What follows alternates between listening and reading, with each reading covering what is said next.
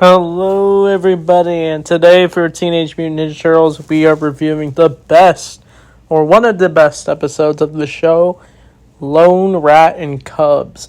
So this is where we see the story of Splinter and baby Ninja Turtles.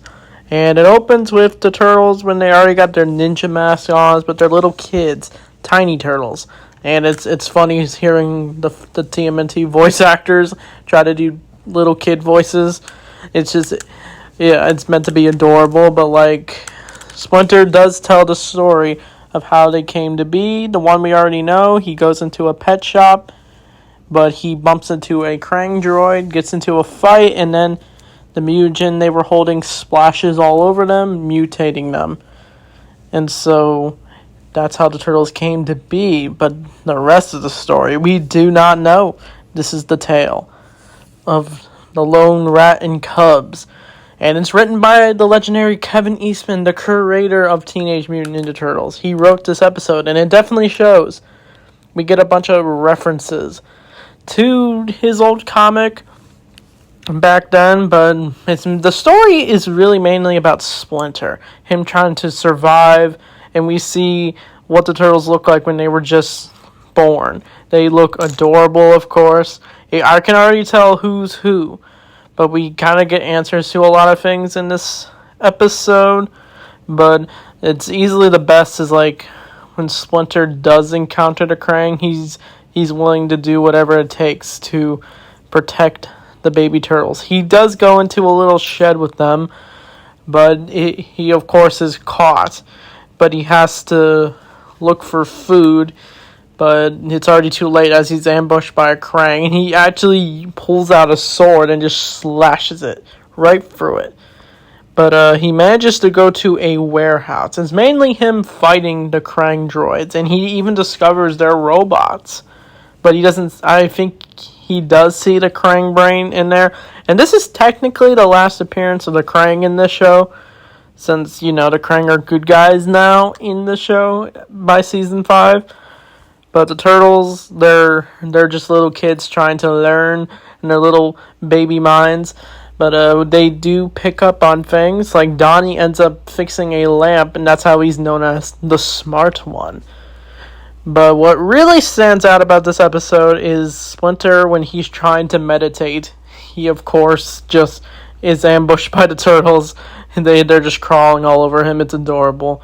But he decides he must give them names, and he tells how he was trying to be an art teacher, or like he wanted to be an artist or something. But he decides to give them all names from his favorite Renaissance artists. He gives them all names: Leonardo, Donatello, Michelangelo, and Raphael. It's very cool, and the turtles are just giggly per usual. But things take a turn is when, while trying to escape the warehouse, he's ambushed by more Krangs. But what happens is he actually he puts them all in a shopping cart, and Splinter tries to get out of there into the subway, but when he's ambushed by the Krang droid, the shopping cart falls, and I think Splinter ends up accidentally dropping it, and then Raph falls off because he's dangling from it. But he ends up falling, and that's how we learn how Raph got the crack in his shell. Like, the front, his chest, like, he always had a crack. We wonder why he has that. But it turns out it was because when he was a baby, he fell off the shopping cart so it's been a birth thing, really. But this enrages Splinter as he grabs two sides and just starts tearing through Krang apart. But he ends up going to the sewers. And I even like the line where this is the reference to the comics. He says he strikes hard and fades away into the shadows, basically like in the comic, the first issue of TMNT, where the turtles say we strike hard and fade away into the night. So, but the final battle with the Krang, it's pretty brutal as Splinter just tears through them. But even the Krang try to grab the turtles, but Splinter's like, leave them be. But the turtles end up falling down a waterfall because the sewer drain started to come in. But Splinter tries to save them, but he almost drowns. And I did like the scene where he literally grabs a Krang and just yanks it out of there. Just out of its stomach. But Splinter is trying to save his pet turtles, but because of the sewer drain, the boulder that trapped the shopping cart is able to fall off, and Splinter passes out, but he is rescued by the baby turtles, and they all find a little hole in the ground, and they find a passageway, and that's revealed to be the turtle lair. So that's the end of the flashback, this whole episode. And I do like the scene where the baby turtles hug Splinter, and that's how Splinter learned to be a father. And I did even like the scene where Splinter is wondering if he could, since he failed to raise Karai and he lost Tang Shen, he now wonders if he can now raise the turtles as his son and succeed, and he definitely did.